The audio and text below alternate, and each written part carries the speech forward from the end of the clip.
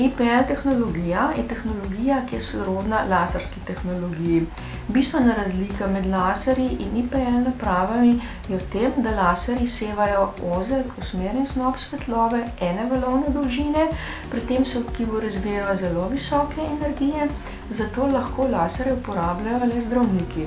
IPL naprave pa sevajo svetlobo širših valovnih dolžin, zato se v tkivu razvijajo nižje energije, torej lahko IPL naprave uporabljajo tudi nezdravniki, na primer kozmetik in pa tudi laiki doma.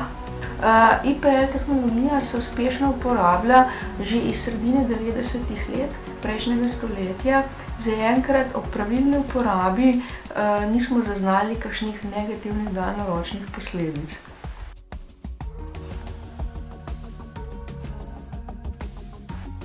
IPL tehnologija deluje podobno kot laserska tehnologija na dlačni mešiček. Svetlobna energija se absorbira v rjavem kožnem pigmentu melaninu, nato se pretvori v toplotno energijo in poškoduje dlačni mešiček.